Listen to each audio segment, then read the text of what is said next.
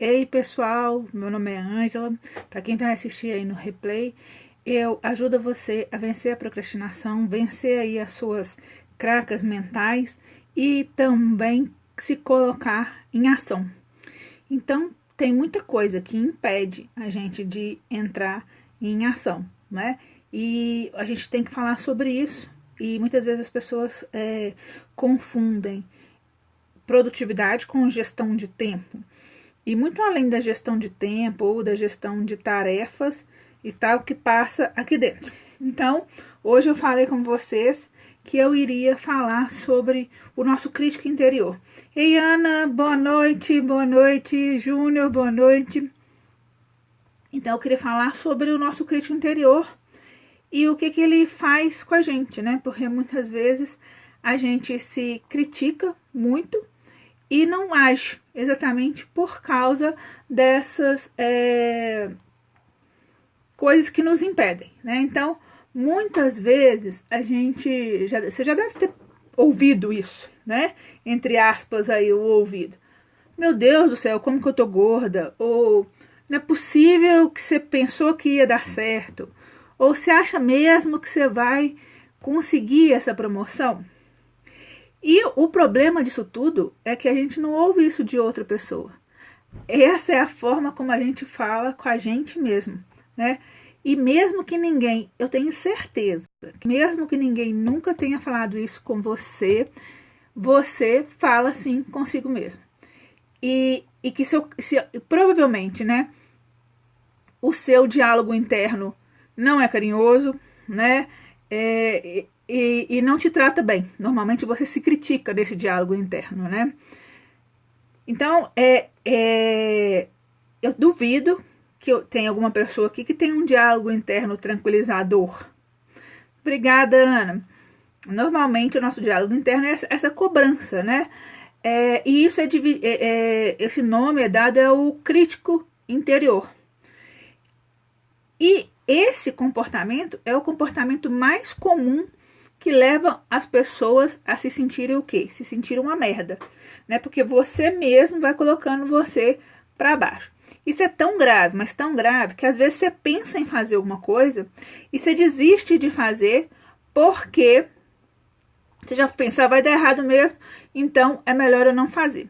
É como se, assim, você tivesse um conselho diretor da sua vida, que você não elegeu, e esse conselho diretor, ele falasse uma avaliação, né, te dissesse se você presta ou se você não presta, e você acredita naquele conselho diretor ali e acha que você está por baixo na relação em comparação com os outros. Mas da onde que vem isso? Né? Isso aí pode vir de diversos lugares, né? Brinca fazendo, vem das profundezas do inferno, vem das profundezas do inferno. Mas, de verdade, pode ter diversas fontes. Pode ser da família, pode ser de classe social, pode ser, sei lá, de aparência, né? A pessoa se sente muito gorda, pode ser da cultura, porque também a gente vive numa época em que é lucrativo para as empresas as pessoas não se sentirem tão boas, não se sentirem tão bonitas, né? Não se sentirem tão magras. Então, dá lucro. Mas o problema a questão é que quando você se critica o tempo inteiro, isso afeta a sua felicidade, né? Afeta a autoconfiança, afeta a autoestima e vai espalhando por todas as áreas da sua vida. Isso alimenta o perfeccionismo, a necessidade de controle, desejo de esconder e diversos outros hábitos ruins, né? Mas eu falei lá no meu IG, né, que a gente ia falar como resolver isso. E assim, se eu pudesse dar um resumo rápido, a gente resolve isso praticando a gentileza em relação a nós mesmos.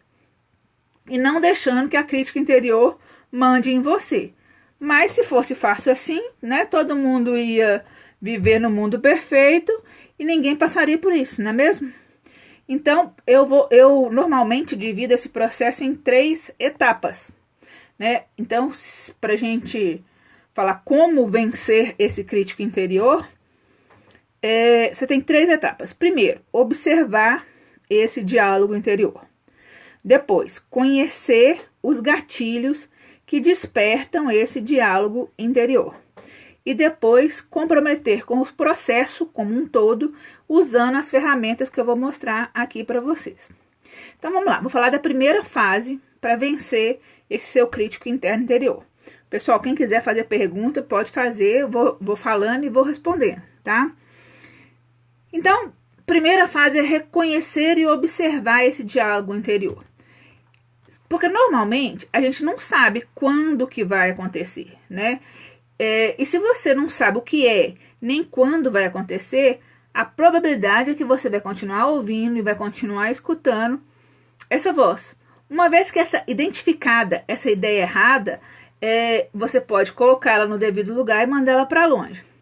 Então, o jeito mais fácil, né, mais simples de fazer isso é fazer um inventário do que a sua crítica interior diz a respeito de você.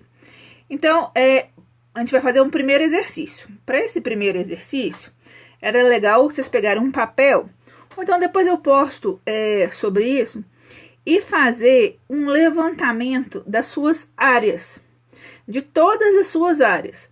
Então, diferente da sua vida em que você tem o crítico interior agindo. Então, sei lá, relacionamentos, amizades, trabalho, carreira, passado, futuro. Então, anote aí no papel as suas áreas e para cada uma dessas áreas, pergunte para você mesmo o que seu crítico interior diz a respeito nessa área específica. Eu sei que todas as críticas são ruins, mas existe alguma área específica em que há uma crítica que afeta realmente a sua felicidade como um todo. Eu sei também que é difícil a gente mexer nisso, mas a gente tem que ter em mente que a gente não consegue fazer uma faxina se a gente não consegue ver a bagunça. Então a gente tem que se conhecer muito bem. E outra coisa que é importante falar é que essa lista que você vai fazer é do que está acontecendo agora. Pode ser que, por exemplo, de uma semana para outra, você entre num relacionamento novo, você entre num emprego novo, e aí você vai ter sempre novos tomates fresquinhos para serem atirados em você, né? Então, sempre atualize essa lista. O segundo passo seria conhecer os seus gatilhos.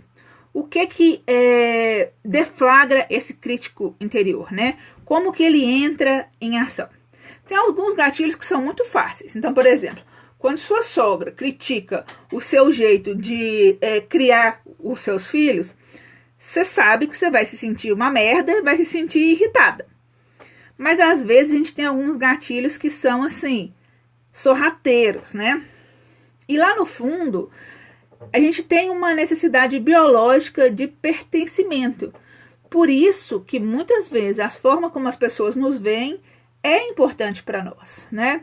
Então, a gente precisa fazer um exercício para demonstrar como que a crítica interior aproveita aí do fato de você se importar com a percepção que os outros têm de você. Então, sabe aquela lista que você fez da área da sua vida? Então, carreira, aparência, relacionamento, passado, futuro. Você vai pegar essa mesma lista e escrever coisas que você jamais gostaria de ser chamado ou que as outras pessoas te conhecessem por nessa área. Então, suponhamos, na área de relacionamento, você não quer que seu marido ache que você é dependente, que você é bagunceira. No trabalho, talvez você não queira ser vista como irresponsável. Então, você vai abordar todas as áreas e ver como você não quer ser tratada. E aí, depois que você fez isso, tratada e conhecida, né? O que você vai fazer? Perguntar o que essas percepções significam para você. Assim, por que é tão importante não ser percebida, por exemplo, por seu marido como carente? Por quê? Né? O ponto ideal é quando a gente consegue reconhecer essa voz interna e a gente consegue nos acalmar, né? E assim, o discurso ideal seria, ó, foi um erro, a gente tem que pedir desculpa, a gente sabe que todo mundo erra, né? Todo mundo erra literalmente, e seguir adiante, né? Mas para isso a gente tem que saber o que que deflagra essa sensação ruim que a gente tem. Então, a chave não é se sentir mal porque a gente tem gatilhos. A chave é identificar o que que deflagra isso em você e saber que você está caindo nesses gatilhos e conseguir falar com você de uma maneira mais gentil. O terceiro passo seria a prática e o comprometimento. Então, se você quiser realmente controlar essa crítica interior e passar a ter essa autocompaixão com você mesmo, você vai ter que se comprometer com o processo. Por quê? Porque a vida acontece, os problemas acontecem, a gente erra, as coisas mudam, e o crítico interior, ele gosta desses momentos, né? De quando a gente está instável. Então, o único trabalho que você tem que ter é ter cuidado com os críticos interiores. Então, tem algumas ferramentas que a gente pode usar nesse passo aí dos críticos interiores. A primeira delas é o mantra. O que é um mantra, né? Mantra é um jeito que você fala consigo mesmo e é uma palavra, uma afirmação que você vai repetir durante o tempo. O que a gente tem que ter na cabeça? Que tem muito tempo que você está falando mal de você mesmo com você mesmo, né? Não é uma coisa que surgiu de uma hora para outra. Então, se fosse fácil resolver, todo mundo faria e todo mundo teria uma saúde emocional maravilhosa, né? E eu sei que tem muita gente que tem dificuldade de lidar com o autoelogio, de falar bem consigo mesmo, né? Então, geralmente, a gente usa mantras para abafar essa voz interior. Então, por que eu daria exemplo de mantra, por exemplo? Eu ouvi você e prefiro não escutar. Obrigado por compartilhar, mas eu vou seguir em frente. Pois é, aconteceu, né? Aconteceu e acontece com todo mundo erra. Outra coisa também que você pode fazer nessa sensação de o que eu posso falar comigo mesmo é o que eu estou inventando em relação a isso. Porque existe o fato e existe aquela coisa que a gente inventa, né? Então, o que eu estou inventando em relação a isso? Do que eu tenho medo, né? Isso é verdade? E quando eu falo em mantra, muitas vezes as pessoas pensam assim, meu mantra vai ser foda-se, né? Você está tão acostumado a dirigir ódio para si mesmo que parece natural fazer o mesmo com a sua crítica interior. Mas isso é exaustivo e você não precisa enfrentar mais essa, né? Só porque a sua crítica interior é babaca com você, você não precisa ser babaca com ela, né? No fundo, essa crítica interior, ela tá tentando te manter segura, né? Então, assim, ela tem um lado, vamos dizer, um lado positivo. Ela tá tentando aí te colocar num lugar seguro. Bom, esse é o primeiro exercício que pode ser feito, que são os mantras. O segundo exercício é uma carta de amor. Então, vamos fazer uma simulação. Imagine você está no escritório e de repente chega uma... Obrigada, Jônio. Uma amiga, uma colega, alguém do seu lado fala, meu Deus do céu, como eu sou burra, eu faço tudo errado. Sua reação vai ser, você é burra mesmo, faz mesmo. Tudo... Não fala, né? Você não vai falar. Provavelmente você vai fazer o quê? Você vai sentar do lado dela e vai falar, não é assim, de uma maneira calma, né? Vai dizer que todo mundo comete erro, vai se oferecer para ajudar, provavelmente vai lembrar de tudo de bom que ela fez. Não é assim que você vai fazer? E por que você não faz isso com você mesmo? Né? Quando você cai lá no desespero, meu Deus, eu faço tudo errado, e você fica ali se martirizando. Então, um segundo exercício seria exatamente esse. Você pegar um pedaço de papel, sei lá, pode ser um pedaço de papel, o seu diário, você vai escrever uma carta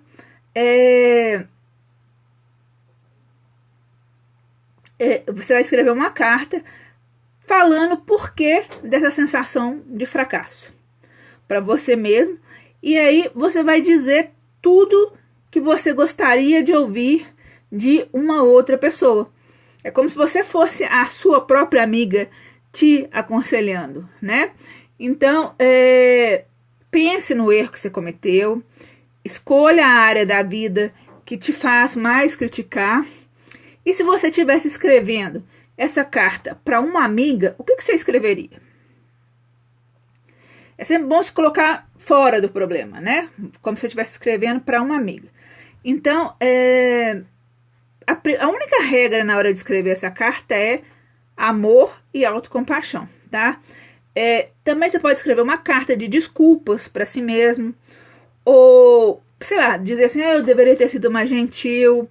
Você pode partilhar a sua intenção de mudar isso no futuro.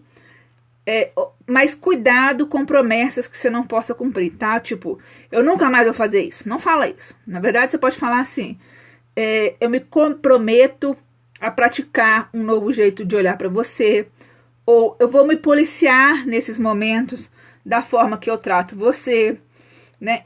Então, assim, não faça promessas que você não possa cumprir. Então, esse é o segundo exercício. O primeiro são os mantras, o segundo é a carta, e o terceiro a gente vai falar sobre formas de perdoar a si mesmo, tá?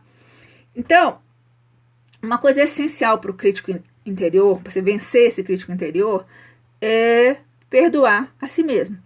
Então, quando a gente trabalha a questão do perdão, a gente vê que a gente carrega um fardo muito grande que alimenta essa crítica interior, né? Perdoar a si mesmo tem tudo a ver com ter compaixão por você mesmo, ser amorosa com você mesmo. Então, primeiro, você tem que começar descrevendo o problema. Qual que é o problema? O que te aflige, né? Sei lá, por exemplo, você tomou decisões que se arrepende, se colocou em situações desfavoráveis, há algo no passado ou no presente que você está carregando por aí. Coloque aí o que te aflige. E pense nos motivos pelos quais ainda se critica ou se pune. Talvez, não sei, você precise começar reconhecendo o que levou a se sentir mal em relação a você mesma, ou o que realmente aconteceu, né? Isso pode parecer esquisito, mas muitas vezes a gente nega os fatos, porque é mais fácil fingir e ignorar do que assumir a responsabilidade. Então, você fez uma coisa errada, às vezes aquela ideia passa na sua cabeça, você opta por não pensar, né? Pra você não ter que refletir e tal. Então, primeiro de tudo, admitir o que aconteceu e identificar, né? E aí também é importante o quê? Nos desculpar, né? Não adianta a gente seguir por aí cheio de remorso. Isso não vai fazer diferença nenhuma para a vida de ninguém, só para a sua, que vai te impedir de agir e tomar outras decisões. Então, nisso, uma outra coisa que é importante acontecer é reconhecer a culpa. Medo, ressentimento, raiva, vergonha, todos esses sentimentos, frustração, você está evitando algum desses sentimentos? Se eu tivesse que adivinhar, eu diria que sim.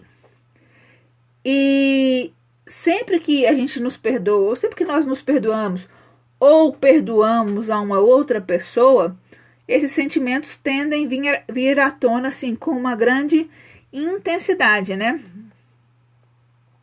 E quando a gente fala principalmente do perdão para o outro, esses programas que ensinam de recuperação, de perdão e tal, eles falam que é preciso fazer as pazes, exceto quando isso prejudicar você.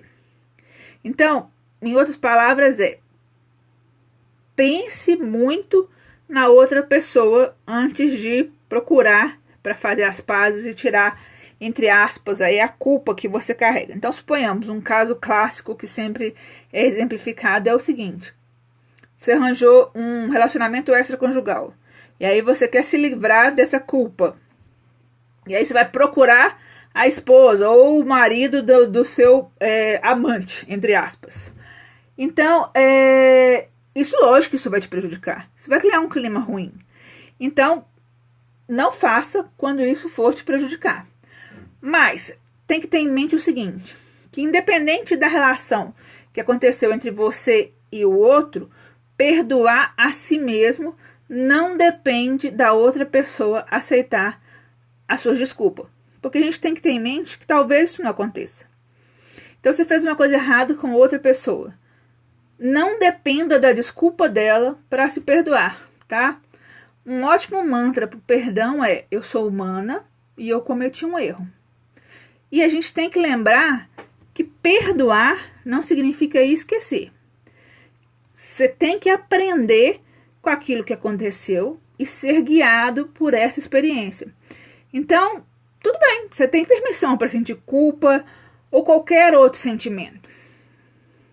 O objetivo é processar a vergonha e afastar a crítica interior, que sempre vai vir com a lembrança daquilo que você fez de errado. Então, a maneira que você fala com você mesmo é muito importante, né? Ela é a base de todo o seu crescimento e de toda a sua felicidade. E cada vez que você fala mal consigo mesmo, ou que você se deprecia, ou que você se coloca para baixo, o que está acontecendo? Você está se impedindo de agir e fazer coisas melhores. Por isso que esse tema tem a ver com o que eu falo sobre gerar mais resultados. A partir do momento que a gente trata o que passa aqui e vence esse crítico interior, a gente tem mais coragem de se colocar em ação. Então, em síntese, esses eram os exercícios, né? A gente tem que ter, retomando, né? A gente tem 3 fases para vencer esse processo. Então, as 3 fases são observar o diálogo interno. Então, você tem que ver como que é esse diálogo, né? O que você fala, em quais áreas, o que te afeta mais. O segundo passo, conhecer os gatilhos. Então, sua sogra deflagra um gatilho quando ela critica a sua educação dos seus filhos. Mas o que mais que deflagra esse gatilho? Uma pessoa falar mal de você no emprego? O medo de uma pessoa falar mal de você no emprego? E o terceiro passo é comprometer-se com o processo. A gente tem que ter claro que, mesmo fazendo esses 2 anteriores, tudo isso é um processo que vai demorar e que não vai ficar pronto de um dia para o outro. E esse comprometer-se com o processo, a gente tem 3 exercícios que podem ser feitos, né? O primeiro exercício é o do mantra. Então, o melhor mantra que eu realmente utilizo aconteceu e eu sou humana e eu vou errar. O segundo é a carta de amor, né? O segundo exercício. Então, você vai escrever uma carta para você mesmo, falando o que te aflige tanto, por que você tem esse crítico tão forte, e como se fosse um amigo falando que não é nada demais, não é isso que acontece, tudo de bom que você já fez. E o terceiro passo seria perdoar a si mesmo. Então, errou, gente? Todo mundo erra. Bola pra frente. E vamos procurar perdoar e saber aprender com aquilo ali. Bom, pessoal, eu acho que por hoje é só. Não sei se alguém tem alguma dúvida, se quer fazer alguma pergunta. Mas mais importante do que ter lista de tarefas ou distribuição de tarefas, é importante a gente cuidar o que passa na nossa cabeça para a gente atingir melhores resultados. Então, por hoje é só. Em breve vou divulgar lá também no Instagram um presente para vocês. Então fiquem aí alertas que em breve teremos novidades. Eu espero aí que vocês tenham gostado da live e semana que vem a gente volta com outro tema. Eu vou abrir uma caixa de perguntas lá no IG, no Instagram, e aí, se vocês quiserem, vocês podem colocar sugestões de tema, tá bom? E antes de terminar, né, uma pergunta que eu gostaria de fazer Para quem ficou aí do começo até o final, e obrigada, era isso mesmo que eu ia perguntar, Ana. Por que que valeu a pena, ou se valeu a pena estar aqui, se gostaram, se querem mais temas desse tipo, ou preferem coisas mais objetivas como gestão de tarefas, gestão de tempo. É importante, na verdade, é importante para mim estar aqui fornecendo coisas que sejam úteis para você, porque hoje mesmo uma pessoa me perguntou assim, por que você faz isso? Trabalho o dia inteiro, grávida, final de gestação, você vai chegar em casa cansada e vai fazer uma aula por quê? Porque eu acho que eu tenho possibilidade de ajudar mais pessoas. Mas para eu ajudar eu tenho que saber o que as pessoas precisam, né? Então, quem tiver sugestão, eu vou colocar o box lá de perguntas e vou deixar aberto para a nossa próxima live, que é a semana que vem também, na quarta-feira. Eu vou deixar em aberto só, na quarta não, na quinta-feira. Vou deixar em aberto só o horário e depois a gente comunica, tá bom? Pessoal, muito obrigado por todos que ficaram aí. Grande abraço e até uma próxima.